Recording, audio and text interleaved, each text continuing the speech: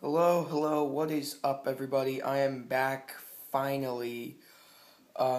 This is CMCtv here. I'm gonna try to change channels, but right now I'm just gonna be on Rocky's Fan 17. Please stay subscribed. I'm gonna start doing a couple new things on this channel, too. Okay, so this video is about the UFC 154 pay-per-view and UFC 155 predictions. Yes, I'm gonna start doing some UFC stuff on here.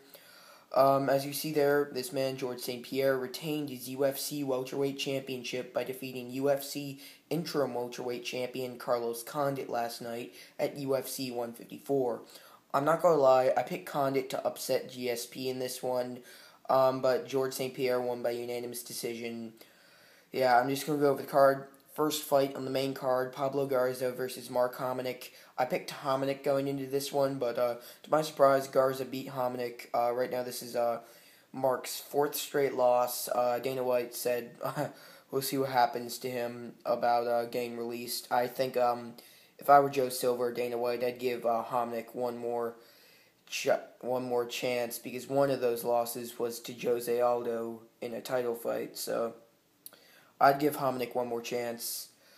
Next fight, Consta Philippou versus Nick Ring. That fight was canceled. Ring was ill. Philippou and Ring both made weight, but Ring was ill, and the fight was canceled from the main card. I forgot to replace that. Rafael Dohanos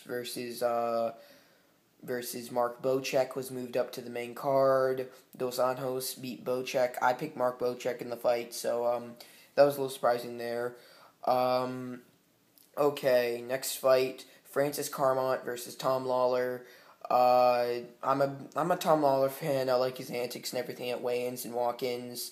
Lawler lost this fight, though, to Carmont, who is very underrated in the middleweight division. He is on the rise. He should get a pretty decent name opponent in his next fight. But that's, I believe, a 4 straight winning. Yeah, I think that's Carmont's 4th win in the UFC, and he's 4-0 now.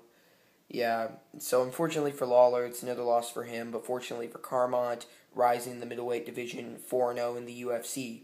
Now we move on to the co-main event, and what was told to be a title eliminator bout, but honestly I believe should have been a number 1 contenders fight.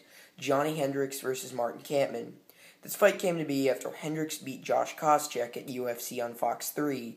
He was then given the slot number 1 contender, but at the Ultimate Fighter Season 15 finale between Jake Ellenberger and Martin Kampmann defeated Ellenberger, and now this fight was set up as a title eliminator. Honestly, I believe it should have been number 1 contenders fight. As I predicted, Hendricks defeated Kampmann. Oh yeah, I forgot. In the Carmont-Lawler fight, I picked Carmont, so where was I? Hendricks defeated Kampmann, title eliminator fight. I really don't know who they'd throw at Hendricks next, but it would definitely be a number 1 contenders fight, or they could just give him the status of number 1 contender. I honestly believed he earned it. He destroyed Martin Kampmann. He destroyed Josh Koscheck. He should be the number 1 contender in the welterweight division, and after GSP faces Anderson Silva, his next fight should be against Johnny Hendricks. In the main event of the evening, this is a UFC Welterweight Championship unification bout between UFC interim welterweight champion Carlos Condit versus reigning UFC welterweight champion George St. Pierre, returning after a huge layoff from injury. Honestly, I believed if there were any people in the welterweight division to dethrone GSP, it would either be Carlos Condit or Rory McDonald, and I thought Condit would pull off the upset and shock the world, but unfortunately that's not what happened. George St. Pierre defeated Carlos Condit via unanimous decision and is still the UFC welterweight champion, yet he is now undisputed now that there is no interim welterweight champion. And because of this, Dana White's setting for